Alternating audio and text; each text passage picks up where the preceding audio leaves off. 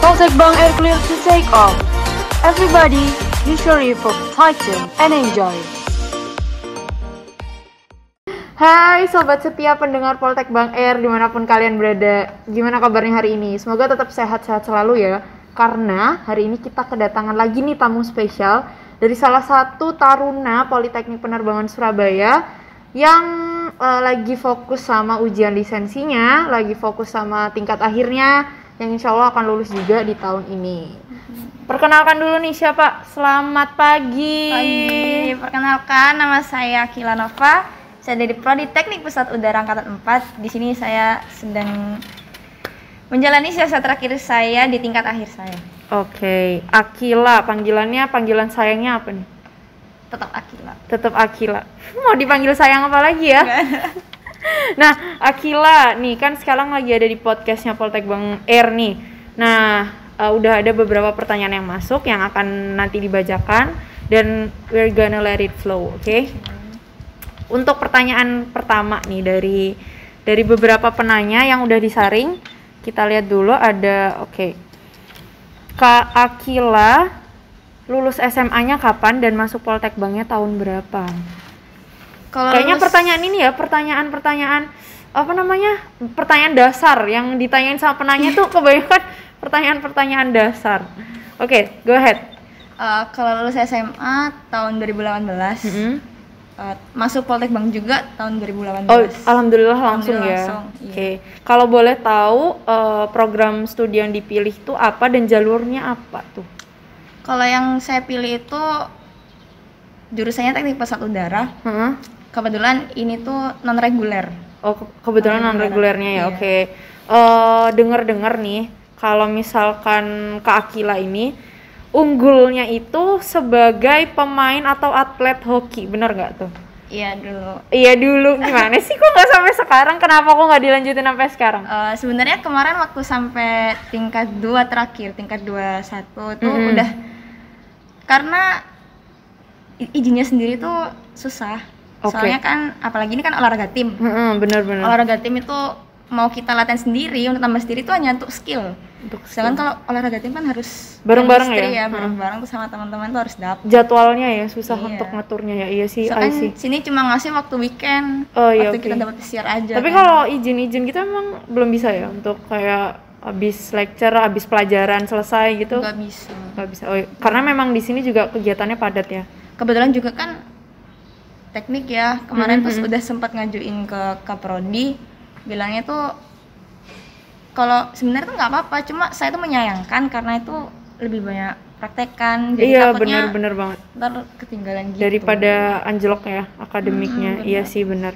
Tapi masih amazing banget sampai kamu bisa nerusin ke tingkat 2. Berarti kan masih ada sekitar 1,5 tahun Iya, kamu di sini ya untuk bisa struggle antara dua itu. Dan akhirnya memutuskan untuk tidak melanjutkan. Iya, benar. That's okay, it's choice. In life we have always options. Gak apa-apa sih, tapi emang setiap orang kan pasti punya pilihan ya. Dengan resikonya masing-masing kenapa mereka milih itu. Oke, sounds interesting. Karena kayaknya atlet nih baru deh ini yang di Poltek Bang Air nih, yang atlet baru kamu.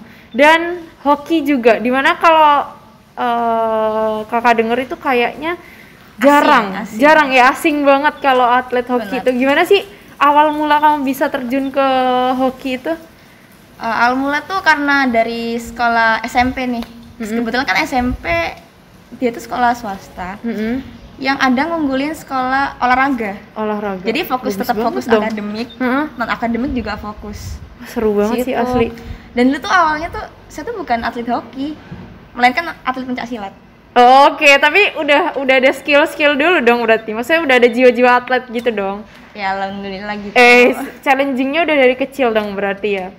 Iya, SD tuh jadi ini atlet lompat tinggi. Waduh, ini agak gimana?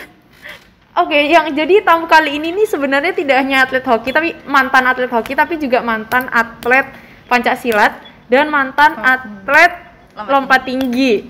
Oke, itu gimana coba kamu bisa ke banyak bidang gitu? Soalnya kebetulan dari dulu tuh sekolah swasta kan ya, dari SD itu kayak didukung apapun yang dilakukan karena kayak lebih care gitu kan. Oh, bagus itu juga dong. Kebetulan waktu SD itu kelas 4 baru terjun ke dunia atletik itu. Oke. Akhirnya masuk nih ke SMP. Ke SMP juga ternyata makin didukung. Cuma untuk peluang ke lompat tinggi itu jarang. Oh, terus jadinya akhirnya kamu mau mendalami itu karena jarang orang gitu yang ikut. Bener. Karena saya sendiri ngerasa tuh kayak peluang buat naik lebih tinggi tuh lebih cepet gitu loh. Emang ada achievement gitu nggak? Ada penghargaan gitu nggak kalau kamu menang waktu itu? Ada. Oh, ada. Terus bisa naik kelas lebih cepat dari teman-temannya nggak? Kebetulan dari dulu tetap olahraganya tuh tim. Pencaksilat juga tuh tim. Oh, pencaksilat tuh bukan sendiri ya? Awalnya tim. Terus mungkin pelatih kayak gemes gitu kali ya. Akhirnya berani yang vektor. Oh, yang sendiri-sendiri ya? Tuh, terus itu kamu nabok orang apa gimana sih? Kalau pencaksilat, mohon maaf aku nggak tahu. Iya, kan ada dua, ada yang seni sama vektor. Kalau seni tuh yang kayak nampilin gerakannya, kalau vektor kan kayak taruh. Lawan. Tapi kok tetap stuck gitu, nggak bisa naik buat ke jenjang yang kayak kejuaraannya tuh nggak bisa naik. Oke, I see. Jadi akhirnya kebetulan pelatih hoki nih kayak kok saya tuh sering ya lihat kamu latihan gitu, emang kamu atlet apa, bilang kayak gitu. Oh, jadi ini pertemuannya bukan kamu datang ke tempat hoki, bukan? Enggak. Oke, ini kayak emang sudah digariskan jalan hidup Anda ya seperti itu. Ya udah, terus akhirnya ceritakan, kok saya tuh sering ya lihat kamu tuh lari sendiri, bilang kayak gitu. Terus Iya, pingin aja nambah lari, kan sebelum latihan nambah sendiri gitu. Terus akhirnya, oh coba kamu ikut hoki, mau nggak, bilang gitu. Hoki itu apa, kayaknya nggak pernah tahu gitu. Terus akhirnya diajarin. Saya tuh kesel awalnya, soalnya kayak bungkuk gitu olahraganya kan. Ternyata setelah belajar kayak, oh ternyata salah, nggak gitu ternyata mainnya. Makin asik, akhirnya keterusan. Akhirnya kamu mendalami itu. Iya. Berarti di dalam hoki ini udah berapa tahun sih? Dari kelas 1 SMP. Dari kelas 1 SMP, berarti sekitar 6 tahun, 7 tahun setengah ya, sampai akhirnya kamu memutuskan untuk selesai. Wow, itu lumayan tekun juga ya kamu. Ya bukan lumayan sih, emang tekun banget sih. Kalau saya dulu dikasih kayak gituan kayaknya lebih banyak mager di rumah sih daripada disuruh latihan. Enggak sih, tapi beneran menarik banget sih, karena memang cewek hoki itu jarang. Cewek atlet hoki itu emang jarang banget, dan ini kebetulan ada kamu, jadi kayak wow, interesting banget untuk diwawancarai. Nah, terus ada informasi juga nih, tiba-tiba katanya pernah kuliah di UB. Iya. Pernah? Ya kebetulan dapat jalur prestasi kan. Oke, dari hoki juga? Enggak, dari pencaksilat. Oh, dari wow, kamu juga masih running pencaksilat? Soalnya kebetulan waktu itu tingkatnya udah tingkat tinggi gitu, jadi kayak lebih diajuinnya kayak disadarinya yang itu, karena yang di hoki itu dapatnya di UGM. Nah kebetulan tuh jurusannya tuh IPS, berhubung saya kan dari SMA IPA. Terus orang tua tuh nggak notice, kayak jangan diambil kayak gitu. Terus akhirnya ngambil kan yang UB apa nih, UB jurusan? Manajemen. Oh, manajemen. Manajemen. Terus orang tua nggak setuju awalnya, Mbak. Apalagi papa terutama nih. Papa tuh paling nggak setuju. Kenapa nih? Terus akhirnya kayak nggak dipeduliin, kayak terserah kamu sekolah mana gitu kan. Iya emang dong. Berarti udah ceritanya kayak udah ada yang nawarin UGM satunya UB gitu ceritanya.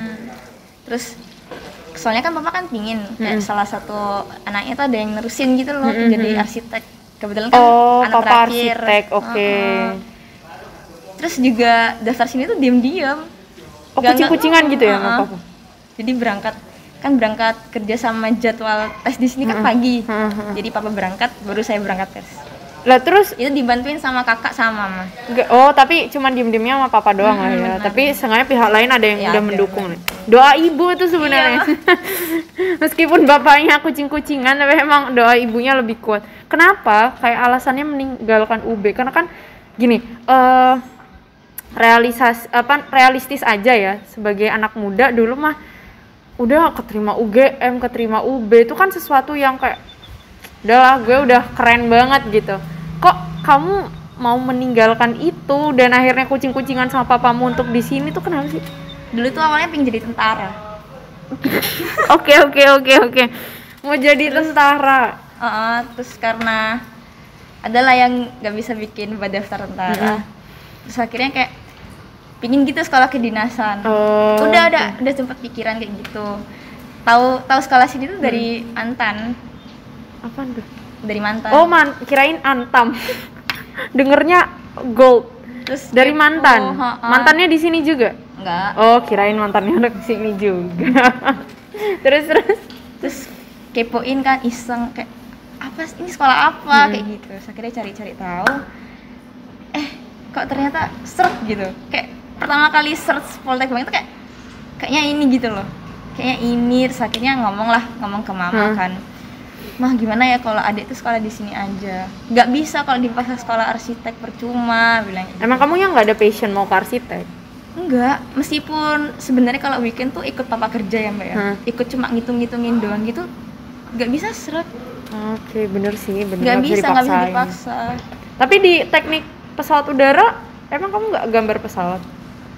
Ya gambar cuma apa ya?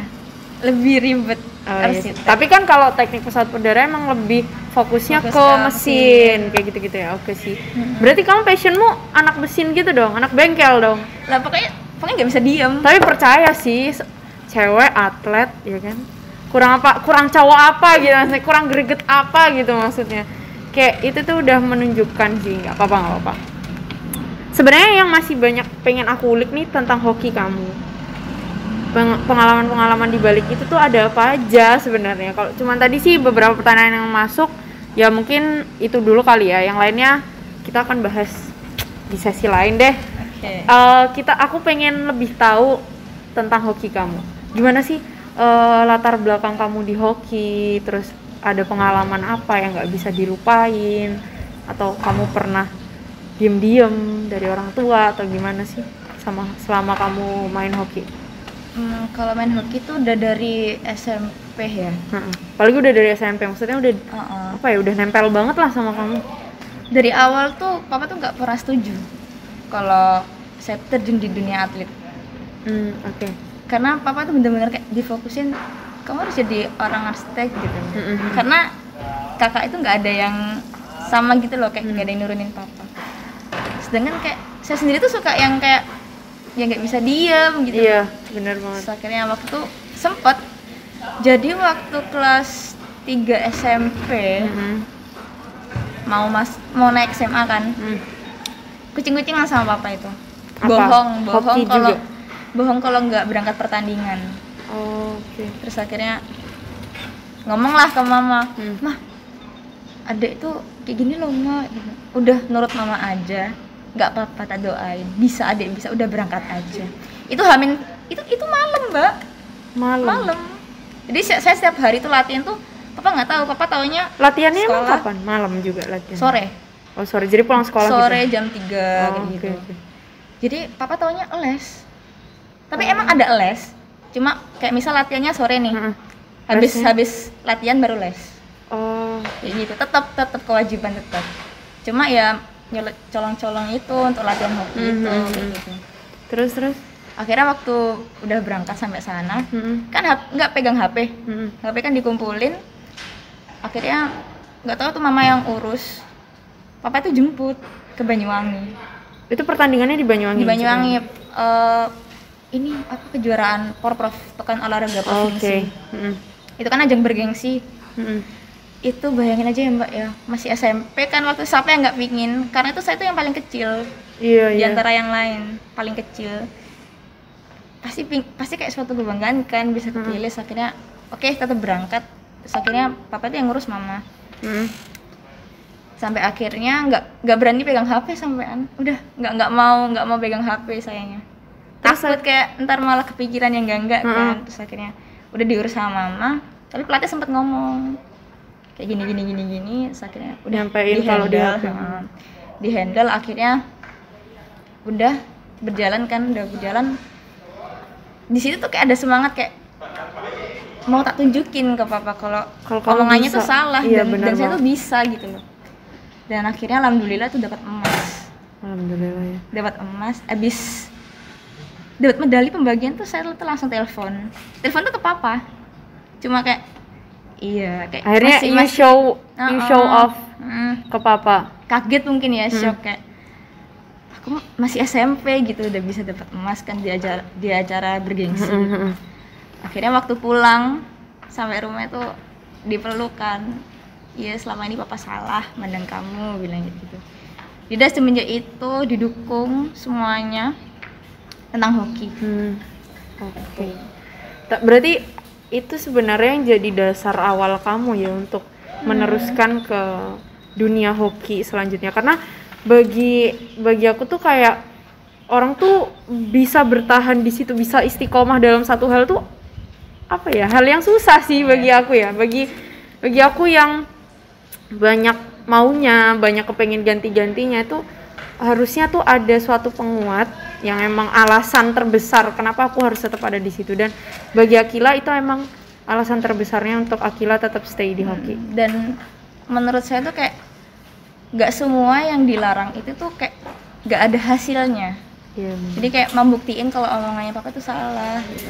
Tapi karena kamu punya backingan, kamu punya semangat dari mama kan, dari mama dan kakak-kakak. Benar, ada support. Terus kalau kayak gitu, emang arti papa buat Akila tuh apa sih? Kok sampai seberat itu gitu? Sebenarnya lebih dekat ke papa daripada ke mama. Lebih dekat ke papa ya?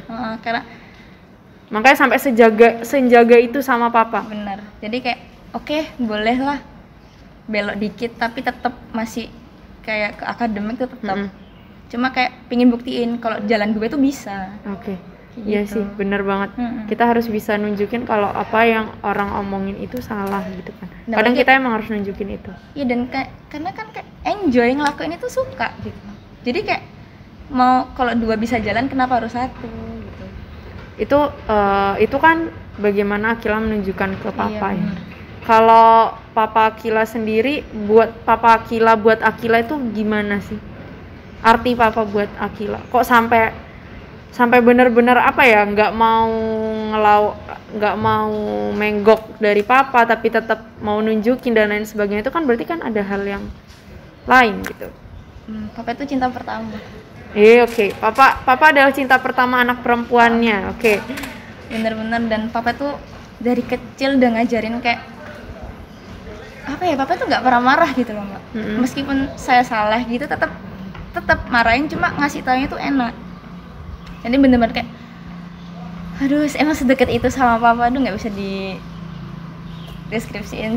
Sampai kucing-kucingan terus ya, maksudnya kucing-kucingan sama papa mulai hoki, kucing-kucingan sama papa masuk Poltek Bang. Akila ada perasaan berat nggak pada saat itu? Nggak ada, karena juga jujur semua itu sempat diceritain ke mama kan, minta solusi.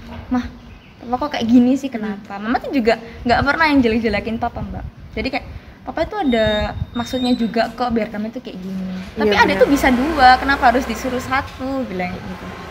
Yaudah kalau misalnya emang adik ngerasa bisa, tunjukin ke papa. Bener banget.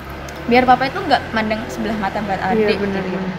Oke, akhirnya kayak itu juga jadi semangat buat kayak aku bisa, aku mau nunjukin ke papa kayak gitu kalau omongannya tuh salah gitu. Bener banget sih, emang apa ya, ya itu yang tadi udah dibilang kan, kalau emang beberapa hal itu kita harus menunjukkan. Biar orang tuh nggak gampang nganggap sebelah mata, apalagi mungkin Akila anak terakhir ya. Jadi kan kadang tuh anak terakhir tuh emang yang paling kayak disayang-sayang nggak sih? Diprotek paling diprotek, tapi Akila nggak bisa ada di proteksi itu gitu kan ya. Akhirnya harus keluar dari lingkupnya, nunjukin ke papa, nunjukin ke orang-orang kalau gue bisa gitu kan. Iya sih, emang apa ya, ada beberapa orang yang memang harus seperti itu. Oke, kita masuk ke pertanyaan selanjutnya deh. Kayaknya dari tadi udah banyak hokinya. Kenapa sampai rela? Oh, ini masih hoki lagi, ya Allah. Kenapa sampai rela menomorduakan hoki? Padahal nggak semua orang bisa jadi atlet. Itu bahkan sampai ke luar negeri ya katanya. Padahal iya, kan yang tadi udah dibilang hoki tuh nggak banyak orang yang mainkan itu. Bahkan nggak banyak orang yang bisa jadi atlet. Kenapa kamu sampai akhirnya mau melepas itu? Apa itukah alasan tadi papa? Enggak sih mbak. mikir juga kalau di Indonesia nih atlet tuh kurang dipandang. Karena jujur waktu saya di luar negeri itu kayak atlet ini sama derajat sama orang-orang yang lainnya itu. Jadi kayak kalau di sini kayak dianggap masih sebelah mata ya. Jadi kayak mikir nggak bisa buat diperjuangin itu, harus mengorbankan salah satu. Itu ya pasti mikir buat karir ya Mbak, buat masa depan. Jadi nggak bisa kalau dibuat untuk pekerjaan gitu ya. Tapi alhamdulillah sekarang kan ada kemajuan kan, atlet tuh mulai yang kemarin Olimpiade Tokyo tuh ya. Nah, itu yang mulai juara 1 dikasih berapa sih? 5 miliar. Iya bermiliar-miliar. Banyak banget, gue juga mau. Saya bisa nggak jadi atlet rebahan, Bapak Presiden tolong. Enggak. Sempet seneng denger berita kayak gitu, ada yang kalau yang juara tuh diangkat PNS gitu kan katanya. Oh iya, yang katanya atlet nggak mesti juara. Yang lari, iya kan kemarin waktu Indonesia juara 1. Tapi atlet pokoknya kayak yang di nasional tuh langsung diangkat PNS tuh kan. Iya. Maksudnya udah digubris lah. Iya, udah alhamdulillah. Terima kasih Bapak Presiden dan Kemenpora Indonesia. Keren banget deh perjuangannya. Tapi memang banyak harus atlet-atlet kita yang dihargai sih. Iya. Soalnya pernah Mbak waktu pulang hoki nih. Lagi gabel kendaraan, pulang naik Gojek. Taunya atlet Surabaya renang. Udah kemana-mana, udah keluar negeri. Itu yang Gojekin. Iya. Jadi Gojek, yang pesen Gojek sama yang Gojek sama-sama atlet. Waktu itu ditanyain, "Oh, Mbaknya atlet ya?" bilangnya gitu. "Iya, Pak. Kenapa?" bilang gitu. Terus tiba-tiba tuh minggir. Terus ngeluarin foto di dompet. Fotonya dia tuh waktu menang juara 1. Di mana tuh ya? Aduh, luar negeri lupa. Wah, keren banget. Iya, jadi itu yang harusnya cuma dari lapangan ke rumah tuh 15 menit. Jadi setengah jam muter-muter. Ya ampun. Saking banyaknya pengalamannya ya. Sempet nangis-nangis juga. Soalnya apa ya, dia benar-benar nggak ada bantuan gitu loh Mbak. Ya ampun, itu sedih banget sih. Itu tahun dulu. Tahun 90. Oh, udah lama banget, belum lahir. 90-an. Belum lahir ya. Gitu. Soalnya juga kan atlet kalau semakin tua kan udah harus Iya benar. Nggak bisa keterusan kan. Berarti ada umurnya. Berarti emang memilih untuk jenjang karir yang lebih tinggi ya. Iya. Kak, kira-kira setelah lulus ini masih mau melanjutkan lagi nggak? Ada tersirat mau melanjutkan lagi? Ada, itu tuh bisik-bisikan kecil-kecil tuh pasti ada. Cuma nggak, ini karir. Oke, berarti yang tetap mendahulukan karirnya. Oke, untuk yang terakhir aja, ini banyak banget coy, ada berapa belas pertanyaan. Kesan dan pesannya selama ada di Poltekbang kurang lebih 3 tahun ini, dan harapannya Akila untuk kedepannya gimana sih? Kesan pesan tuh jujur ya Mbak, sekolah di sini tuh banyak bikin perubahan pertama buat diri saya sendiri tuh. Dari sifat yang nggak gampang, yang dulunya suka marahan jadi nggak marahan, lebih sabar lagi, lebih disiplin terutama. Kalau tentang orang-orang? Kekeluargaannya, kamu punya siapa yang kamu jadikan pedoman, jadi tempat curhat, jadi tempat menangis, jadi tempat kalau teman-teman saya tuh pasti udah tahu orang yang menjadi motivasi selama di sini tuh siapa, tuh pasti udah tahu, dan Mbak juga pasti tahu lah. Kan ini di sini gitu. Kan orang nggak tahu, kamu harus mendeskripsikannya. Ya oke, kamu tidak menyebutkan nama nggak apa-apa, but you can describe him, her. Jujur termotivasi tuh dari senior saya yang bernama Anta Rizky ya. Jujur keren banget. Dari tingkat 1. Anta Rizky siapa ya, bentar? Tolong panitia tim. Anta Rizky siapa? Gimana? Dari tingkat 1 yang masih malu-malu, tapi dan sampai sekarang pun tuh Mbak tuh nggak pernah capek gitu buat ngingetin Ade, buat ngasih tahu Mas mau belajar lagi sama Ade tuh, sampai kayak saking seringnya nih cerita ke mama sama papa, Mah Ade tuh punya senior namanya tuh Mbak Anta Rizky gini. Makanya waktu Mbak ke rumah juga kan mama seneng banget kan.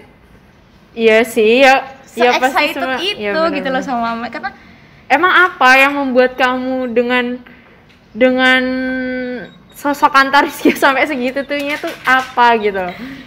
Apa kesanmu yang sampai buat kayak gitu? Keren sih, kuat orangnya, struggle, pintar. Jadi kayak apa ya, Mbak tuh kan dulu sibuk ya, tapi tuh masih tetap bisa bagi waktu, masih mau kayak ngasih tahu ke adik-adiknya kayak gini. Jadi kayak keren banget. Kan dulu terkenalnya jahat. Enggak, salah banget, salah banget, enggak. Ya orang pada bilang kayak gitu, terus enggak, mbak ini tuh enggak kayak gitu. You can break the barrier ya. Ya, terus akhirnya beranilah mendekatin diri kan. Ternyata mbaknya enggak kayak gitu guys, ya ampun. Topeng dong. Sempat motivasi banget, dan paling suka tuh ya pokoknya habis cerita sama mbak itu kayak plong. Dan itu kayak lebih mikir lagi, iya ya, ngapain juga kayak gitu. Terus kayak you're the best. Harusnya hostnya kita diganti hari ini ya. Jangan saya salah menanyakan. Sebenarnya iya bukan apa-apa sih, kayak itu jadi apa ya, kayak cuman perjalanan hidup aja, ngalir aja. Ya alhamdulillah kalau bisa menginspirasi kamu dan banyak orang lainnya. Tapi oke, overall emang kamu tuh kuat gitu ya, udah bisa bagi waktu, bisa struggle dari kecil sampai sekarang. Dan harapanmu nih buat kedepannya gimana? Yakin deh kamu nih orangnya struggle banget, pasti kamu bisa mengusahakan apa yang kamu mau. Ya, kalau harapan sih pastinya jadi pribadi yang lebih baik lagi ya. Pastinya. Dan pingin banget gitu jadi orang tuh yang bermanfaat buat orang lain. Amin. Karena kayak aduh sekarang tuh juga orang tuh kayak lebih sibuk sama diri, nggak pernah gubris orang, kayak nolong deh. Itu kayak itu kan kecil ya mbak, untuk nolong orang tuh susah, tapi kayak ingin gitu jadi orang yang lebih bermanfaat. Berarti ini harapanmu lebih ke pribadimu ya, lebih ke bagaimana kamu menjadi pribadi lebih baik. Iya. Apapun pekerjaan yang akan kamu lakukan nantinya harus bisa bermanfaat bagi orang lain. Bener banget sih, emang. What you gonna be, what you want to be the best one. Emang harusnya kita tuh mau jadi apa aja, mau jadi mekanik kah, mau jadi PNS kah, mau jadi dosen kah, mau jadi yang lainnya, mau jadi tukang nasi goreng sekalipun, jadilah yang terbaik dan harus bisa bermanfaat untuk orang lain. Thank you banget Akila sudah mau duduk di samping saya pada hari ini menceritakan seluruh pengalamannya apalagi tentang hoki dan alasan-alasan dibaliknya. Terima kasih banget, semoga harapan-harapan kamu ke depannya kamu bisa menginspirasi lebih banyak orang lagi. Amin. Kamu bisa bermanfaat bagi banyak orang lagi. Amin. Hidupmu bisa lebih baik daripada hari ini. Amin. Thank you Akila udah mau jadi tamu kita yang paling menyentuh hati saya sih sebenarnya. Karena bisa-bisanya dia menganggap saya pedomannya. But apapun kamu nantinya, jadi orang, jadi apapun kamu, semoga kamu bisa bermanfaat untuk orang lain. And Poltek Bang Air, the time is up. See you on the next slide. Goodbye.